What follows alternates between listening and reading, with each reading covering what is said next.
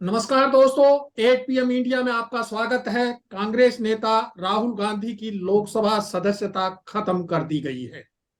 इस बारे में लोकसभा सचिवालय ने नोटिफिकेशन जारी करके सूचना दी है। सूरत की एक अदालत ने 23 मार्च को मानहानि के आपराधिक मामले में राहुल गांधी को दोषी करार देते हुए 2 साल कैद और 15,000 रुपये जुर्माने की सजा सुनाई थी। हालांकि मामले की सुनवाई के दौरान ही उन्हें जमानत दे दी गई थी। इस मसले पर चर्चा के लिए हमारे साथ वरिष्ठ पत्रकार आलोक भदौरिया और हेमंत अत्री मौजूद हैं। सबसे पहले पूरा मामला जानने के लिए हम आलोक जी के पास चलते हैं। आलोक जी, ये पूरा मामला है क्या? धन्यवाद बनकर जी।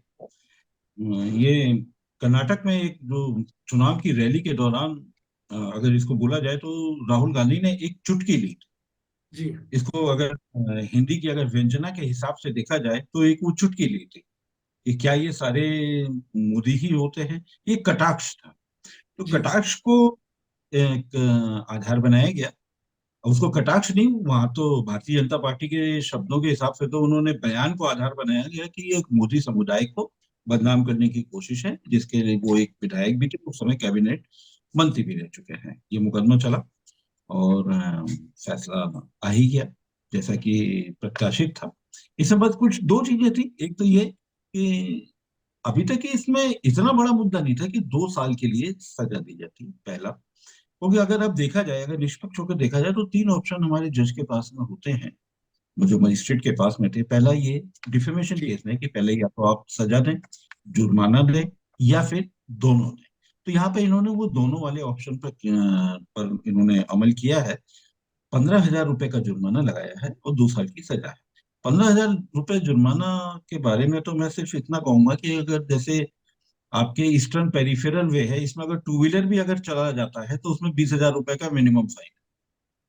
इससे आप अंदाज लगा सकते हैं कि टू व्हीलर से भी मतलब या तो उधर अधिकतम है तो इधर वो न्यूनतम क्यों है।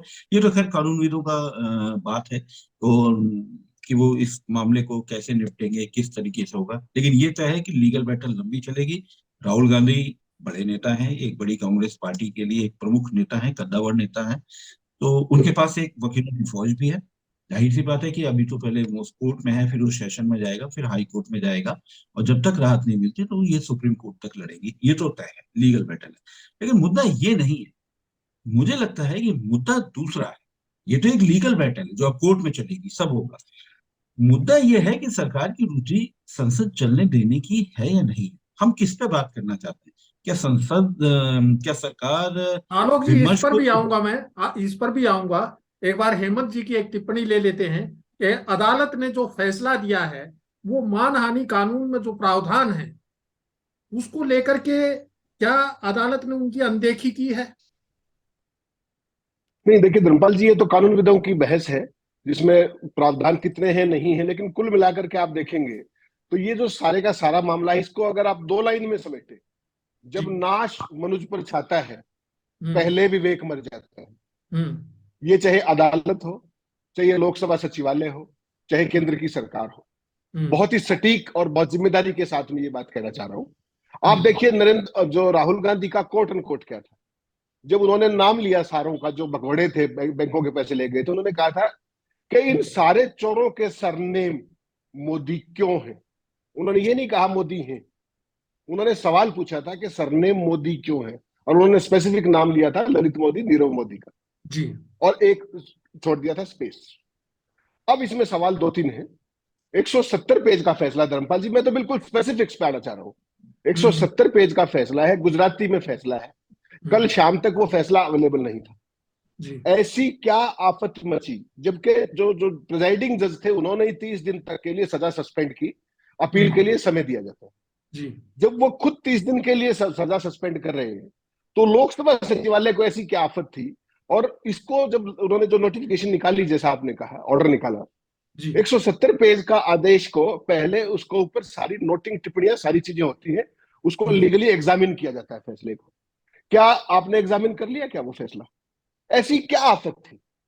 जी। धर्मपाल जी, ये जो हुआ है, मुझे ये बताइए, इस देश में सांसद किस लिए होते हैं? सवाल पूछने हम्म। के लिए। और सवाल इससे उठाने के लिए, सरकार दुर्भाग्यपूर्ण से सवाल पूछने के लिए ही सांसदों का जी, काम है, सरकार से सवाल पूछना, और दुर खास तौर पर विपक्ष के इससे सांसद। इससे दुर्भाग्यपूर्ण काला दिन क्या होगा कि इस देश में चोरों का नाम लेने पर तो सजा हो गई, और जिन्होंने चोरी की थी उनको बचाया जा रहा है। क्या उनमें जी। से किसी की सजा होगी आज तक? क्या वो वापस आए आज तक?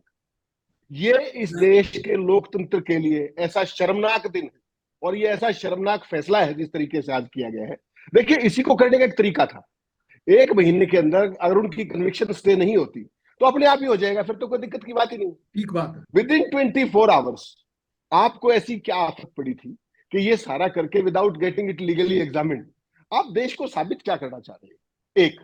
दूसरा, जिन्होंने किसानों के ऊपर सरेआम ट्रैक्टर चलाए वो आज भी केंद्र में मंत्री हैं, गृह राज्य मंत्री। जी। और हरियाणा हिंदुस्तान की जो पुलिस है, आईपीएस ऑफिसर्स हैं, उनकी कार्डर कंट्रोलिंग अथॉरिटी है वो। जी। दूसरी बात। तीसरी बात, आज जो बीजेपी के पदेन मंत्री हैं और पदेन सांसद सदस्य हैं, उनमें से हर तीसरे और चौथे के ऊपर बहुत ही भयंकर किस्म के, जिनको हम सीरियस केसेस कहते हैं, दैट इंक्लूड 302, पता नहीं कौन कौन सी धाराएं, जितनी डकैती, चोरी, लूट और पता नहीं क्या क्या, जिनमें सजा 10 साल तक की भी हो सकती है। सुप्रीम कोर्ट ने आज से 7 साल पहले ये कहा था कि उन सारे केसेस को 1 साल के अंदर आप खत्म कीजिए हर जगह। हो गए क्या? आप तो 9 साल से सत्ता में हैं। धनखड़ साहब, ये जो आज का दिन है, ये लोकतंत्र का मरसिया पढ़ा गया है। मैं कहना चाह रहा हूं, पूरी दुनिया में आप कहते हैं मदर ऑफ डेमोक्रेसी है, जी। और एक पॉलिटिकल नेता, अपोजिशन लीडर संसद के अंदर बोल नहीं सकता। अगर उसने सबूतों के साथ कोई बात कही और आपका फोटो दिखाया, उस फोटो में तो कोई फोटोशॉप नहीं था, आप थे ना अडानी के साथ, उस दिन के बाद संसद चली क्या? आप देश के कानून से बड़े हो गए, आप देश की संसद से बड़े हो गए, आप देश की मर्यादाओं से बड़े हो गए, आप देश की परंपराओं से बड़े हो गए। कितने बड़े हो गए आप? और सबसे जो गंभीर बात जो मैं कहना चाह रहा हूं, आज अगर जो ये साल हमारा चल रहा है, ये राष्ट्रीय स्वयंसेवक संघ का शताब्दी वर्ष चल रहा है। उन्होंने इतना लोकतंत्रवादी स्वयंसेवक प्रधानमंत्री बनाया, ये संघ को भी सोचना पड़ेगा। वरना 140 करोड़ जो लोग हैं ना, इसका देखिए, राहुल गांधी और नो राहुल गांधी किसी के साथ भी हो वो गलत है। थोड़े दिन पहले यूपी के एक पूर्व मंत्री आजम खान के साथ किया गया, आज कन्विक्शन हुआ, उनको मौका नहीं दिया गया, कल विधानसभा वैकेंसी घोषित, आज वही काम किया गया है। तो हेमंत जी, ये आता हूं देश मैं आपके का जो पास। लोकतंत्र था। मैं फिर आता हूं आपके पास, आलोक जी के पास चलता हूं। आलोक जी, जहां तक सरकार इसे कानून के तहत की गई कार्रवाई बता रही है, वहीं विपक्ष ने इसे तानाशाही करार दिया है। इस पर आप क्या कहेंगे आलोक देखिए जी? इसको देखिए इसमें कोर्ट के टिप्पणी तो एक अलग है। इसमें ये तो मैं समझता हूँ कि इसको कानूनविदों के ऊपर छोड़ देते हैं, क्योंकि अभी इसमें बहुत सारी परतें अभी खुलनी होंगी। जी। और जिस आधार पर जजमेंट लिया गया है उस आधार को भी एक जबरदस्त चुनौती दी जानी है कि क्या वो मोदी समुदाय का अकेले प्रतिनिधित्व करते हैं। क्योंकि अगर सैयद मोदी अगर लेते हैं तो सैयद मोदी तो उत्तर प्रदेश में मुस्लिम थे। जी। तो इसलिए मोदी एक बहुत ही व्यापक समुदाय है, और उस व्यापक समुदाय का वो अकेले प्रतिनिधित्व करते हैं या नहीं करते हैं, ये ऊंची अदालतों में मुझे लगता है कि बहस का एक मुद्दा रहेगा। जी। लेकिन मैं इस मुद्दे पे भी नहीं जाता। मैं जाता हूं कि महत्वपूर्ण चीज ये है, आपने जो तानाशाही की बात कही है, अ, आप ये देखिए कि ये सबसे महत्वपूर्ण चीज पूरे साल भर के लिए बजट होती है। बजट इस बार बिना चर्चा के पास हुआ। अभी हेमंत जी ने भी बड़ा एक अच्छा एक किसानों का जिक्र किया था। इतना बड़ा देश का देश कृषि प्रधान देश है, सबसे ज्यादा किसान है, और किसान के अलावा कृषि व्यवसाय से जुड़े हुए लोगों की भी संख्या बहुत ज्यादा है, लेकिन वो भी ऐसे ही पास हो गया था। आप याद करिए तो वो तो ध्वनि मत से पास हो गया। इस जी। बार आपका बजट बजट फिर ध्वनि मत से पास हो रहा है, मतलब बजट भी इसी तरीके से बगैर चर्चा के पास हो जाएगा। तो अब एक बताइए कि मुझे तो लग रहा है कि एक बड़ा सवाल है कि संसद को चलने दिया जाए या नहीं चलने दिया जाए। क्या संसद में विपक्ष की उपयोगिता है या नहीं है? अगर आपको इसी तरीके से अगर बजट को भी अगर बिना प्रस्ताव के पास करा लिया जाता है, तो क्या आपको संसद की गरिमा में इसमें कुछ वो ठेस लगती नजर नहीं आ रही है? मुझे लगता है बिल्कुल नजर आ रही है। अब एक सवाल है केवल राहुल का नहीं है, राहुल के अलावा एक विपक्ष को भी है कि क्या संसद में बोलने दिया जाएगा या नहीं बोलने दिया जाएगा। लेकिन मेरा एक मानना यह है कि अभी जिस तरीके की राजनीति चल रही है, राजनीतिक शैली बदल गई पिछले कुछ सालों में। अब आपने देखा होगा है कि एक बुलडोजर संस्कृति आ गई है, जब देखो तो बुलडोजर चल जाता है, जी तो सबके पैरों में गोलियां मार दी जाती हैं। तो क्या कानून कहाँ है, कैसा है कानून? अभी हेमंत जी ने कहा कि ऐसी आफत क्या आ गई है। आप याद करिए उत्तराखंड सरकार वाला जब फैसला आया था, तो वो भी तो कोर्ट के थ्रू था ना। थोड़ी सी अगर वो रुक लेते तो क्या दिक्कत थी? अब जी एक ऐसा है कि महाराष्ट्र में भी तो रात में शपथ दिलाई गई थी ना देवेंद्र फडणवीस जी को। थोड़ा जी रुक लेते तो क्या था? तो सवाल है कि ये संस्कृति बदल चुकी है, राजनीतिक शैली इतनी बदल चुकी है कि अब ये आर या पार की बात हो रही है। और ये आर और पार की बातें हैं, ये जो एक अप्रोच है, ये बुलडोजरी अप्रोच है। इस अप्रोच को लोकतंत्र में मुझे लगता है कि उतना स्थान नहीं देना चाहिए। लोकतंत्र की मर्यादा इससे ऊंची नहीं होती। धनकर जी। आलोक जी, अब एक टिप्पणी जो है हेमंत जी से ले लेते हैं। हेमंत जी, बंगाल की मुख्यमंत्री ममता बनर्जी ने कहा है कि हमने मोदी के न्यू इंडिया में लोकतंत्र का एक और निम्न स्तर देखा है। क्या ये पूरी तरह से निम्न स्तर की ही बात है, या उसी तरीके से इसको देखा जा रहा है जिस तरह से विपक्ष देख रहा है? सत्ता पक्ष की तरफ से क्यों नहीं देखा जा रहा है कि सत्ता पक्ष किस तरह की कार्रवाई कर रहा है? नियम। नहीं धर्मपाल जी, ये देश कहीं जी और जा रहा है। इस देश में पहली बात तो अब के इस घटनाक्रम जो पिछले 15 दिन से चल रहा है, एक बात तो आप तय मानिए कि जी मौजूदा सियासत के अंदर संसद की कोई उपयोगिता नहीं रह गई है, जिस तरीके से पिछले 15 दिन से आप देख रहे हैं। जी क्या वो शब्द रिकॉर्ड पे होने पे भी आपत्ति थी क्या? उसमें क्या गलत था? उन्होंने सबूत भी दे दिए। उसके बावजूद अब एक नई परिपाटी देश में शुरू की जा रही है, और वो ये है कि विपक्ष तो होगा, लेकिन हमारे हिसाब का विपक्ष होगा। जी जितना हम चाहेंगे उतना बोलेंगे। जी बाकी सारे सिस्टम हमारे हिसाब से है। तो विपक्ष को भी अपने हिसाब से करने के लिए मायावती का उदाहरण इस देश के सामने कहाँ है? मायावती कहाँ बिल्कुल। है आज के पॉलिटिकल लैंडस्केप में? ममता बनर्जी उसी रास्ते पे जा चुकी है, वो कुछ भी बोलती रहे। जिस दिन आप तीसरे मोर्चे की बात करने लगेंगे मौजूदा दौर में, तीसरे मोर्चे का जिक्र का मतलब नरेंद्र मोदी की 2024 में वापसी। जिस दिन से ममता बनर्जी के मंत्री के यहाँ 50 करोड़ रुपए मिले हैं, ममता हम्म, बनर्जी का आपने मोदी के खिलाफ एक बयान देखा हो तो बता दीजिए, 3 महीने की बात। नहीं नहीं दे रही ना। तो वही वही स्थिति है कि विपक्ष क्या इसी तरह से डरता रहेगा? नहीं देखिए, एक जो इस पूरे विपक्ष की जो स्थिति देखिए, आज विपक्ष के खिलाफ जितने मुकदमे चल रहे हैं उसके दो ही तरीके हैं। मैं तो ये मानता हूं कि जेल में भी आदमी ही रहते हैं। अगर एक बार सारे जितने भी ये नेता हैं सारे जेल में जाके आत्मसमर्पण कर दें एक बार जाकर के, तो कैसा रहेगा? इनका भी सैडिस्टिक प्लेजर पूरा हो जाएगा, और डेमोक्रेसी जैसे आज मजबूत की है लोकसभा स्पीकर ने, पूरे सिस्टम ने, उस डेमोक्रेसी को और मजबूत होने दीजिए ना। लेकिन उसके लिए धनखड़ साहब, नैतिक बल चाहिए, जो जी, दुर्भाग्य से इस देश के मौजूदा नेतृत्व के पास, ना सत्ता पक्ष के पास और ना ज्यादातर विरोधियों के पास वो नैतिक बल नहीं रहा है। और ये यही इस सही देश का बात सबसे है बड़ा कि दुर्भाग्य नैतिक बल चाहिए सरकार के खिलाफ बोलने के लिए विपक्ष के नेताओं में। और जिस नैतिक बल का लगता है कि हमारे नेताओं में, चाहे सत्ता पक्ष के हों चाहे विपक्ष के हों, उनमें अभाव है। आलोक जी, राहुल के लंदन में दिए बयान को लेकर के सदस्यता खत्म करने की मांग बीजेपी के नेता लगातार कर रहे थे। अब ये काम अदालत के आदेश के तहत किया गया है। इसे लोकतंत्र पर हमला बताना कितना सही है? देखिए, ये सरकार की एक प्रवृत्ति रही है कि जब भी कोई जो बड़े फैसले आते हैं या बड़े फैसले इसको करवाने होते हैं, तो ये अदालत के पीछे रहती है। अदालत की तरफ से ही फैसले आते हैं। जी चाहे आप अभी आप देखिए, अभी जैसे हेमंत अत्ती ने बहुत एक अच्छी बात कही है। हेमंत जी की बात थी कि जब वो जो भ्रष्टाचार के खिलाफ जो बात थी, अपराधियों के खिलाफ जो बातचीत थी, वो शुरुआत में ही होनी थी। हमारे जी माननीय प्रधानमंत्री जी ने भी यही कहा था कि इस पे कार्रवाई होनी है। लेकिन इस देश में फास्ट ट्रैक की अवधारणा भी है, अवधारणा नहीं है भी।